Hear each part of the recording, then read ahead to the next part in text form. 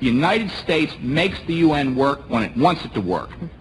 And that is exactly the way it should be, because the only question for the United States is what's in our national interest. My name is John, and the International Criminal Court is back in session. It is March 9th, 2026, and we are once again going to talk about the situation in Ukraine. So, let's start.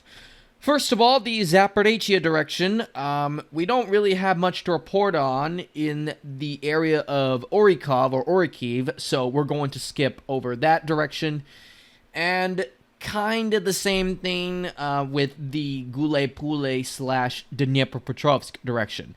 Ukrainians are reportedly consolidating their gains within the Dnipropetrovsk region here, but again, nothing much is really going on. And same, of course, with the main Dnipropetrovsk direction.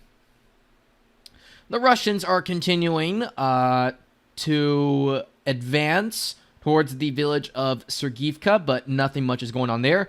In the village of Hrishine or Grishino, the Russians have reportedly taken full control over this village. And in addition, the Zilka channel has also reported that the Russians have broken out of the Pokrovsk/Krasnaya Amisk agglomeration, and as a result, they have pushed into the villages of Novoalexandrovka and Vasilovka too. So the Dobropila offensive is pretty much on, though I think they're not going to really step up any major efforts until spring of 2026. So we're talking about April and May when they're going to really get aggressive in this direction. Not much going on in the overall Dobropila direction, except that Ukrainians have reportedly retaken full control over Valny, but that's pretty much it. Novi Donbass is still, at least according to Syriac maps, a gray zone. Novo Shakovo is kind of, I guess, in a gray zone, at least according to Radov, but Syriac is keeping it under full Russian control. And yeah, that's pretty much it for this area. In the Konstantinovka direction, the Russians keep advancing in the southern suburbs of the city itself.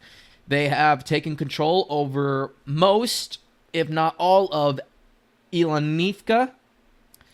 They have seized pretty much the entire southern section of the village, and in the recent Radov update that was posted onto Telegram, the Russians have reportedly taken around, most of Ilanivka. So we can pretty much count down the days or weeks before it completely falls to Russia, which will effectively give them complete access to the city of Konstantinovka proper. Well, the main commie blocks, that is, within the city.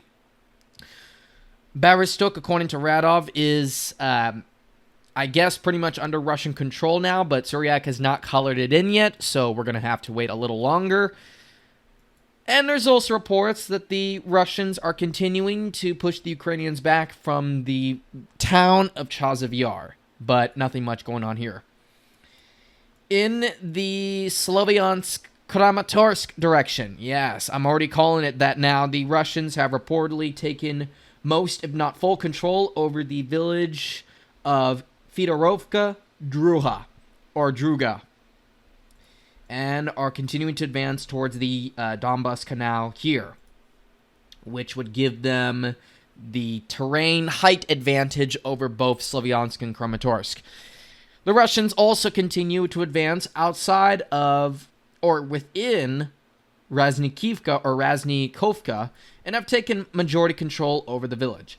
There's a big gray zone here right now, which I guess consists of the remainder of Raznikovka. And should they take this, then Kaliniki will be the next village up.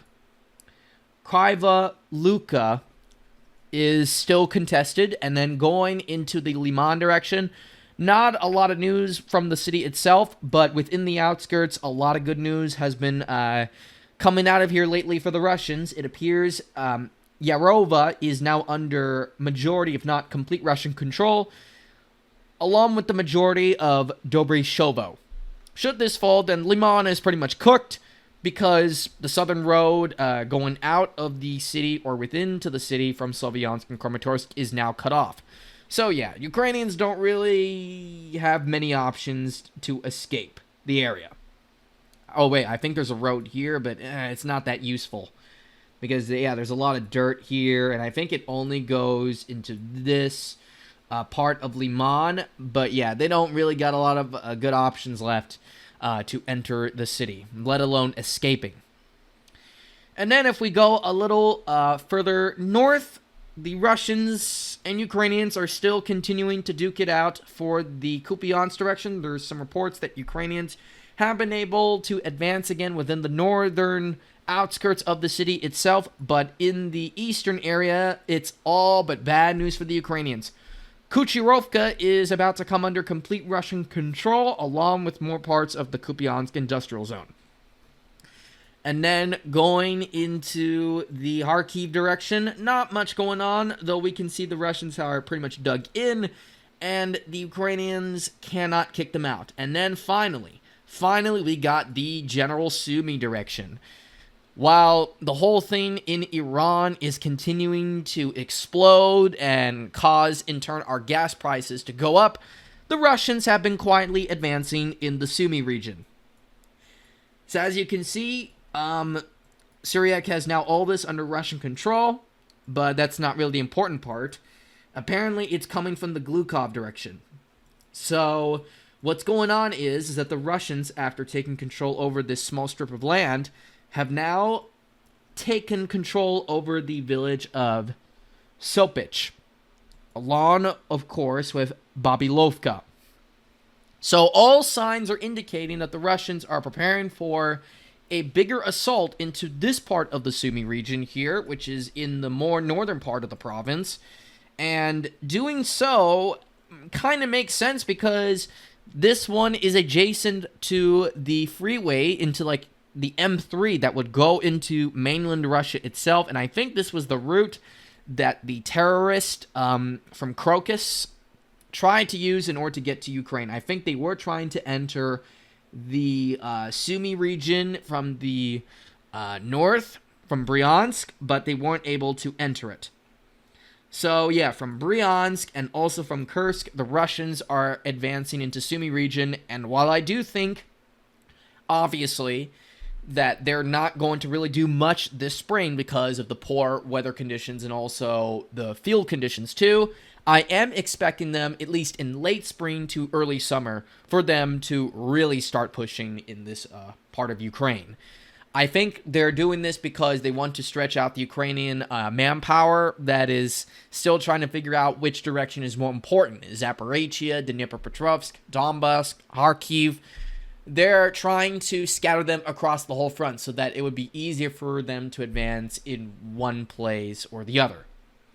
So, if all goes as planned, then yeah, around summer or so, the Russians are going to start another push, and probably towards the town, or no, the city of Kharkiv or Glukov. And yeah, as you can see, it is no small fry. It is, in fact, quite a big city, and I do believe that during the initial Russian invasion of Ukraine, Glukov was actually taken over by the invading forces, along with the city of Konotop, which is right here. This was, in fact, the Russians' biggest capture within SUMY region during the initial invasion, and I think they also took big chunks of, I think they actually took over half of SUMY region. And the ones that they were not able to capture were Shostka and, yeah, you guessed it, the provincial capital, SUMY. So, with that all being said, folks, there's not really a lot to report on, but I hope you all enjoyed the video, found it informative, somewhat entertaining, and I'll see you all next week. Well, with Ukraine updates, that is. I'm probably going to make a video about the war with Iran and how that's going. So, yeah. I'll see you guys all next time, and take very good care of yourselves. Peace out, and goodbye.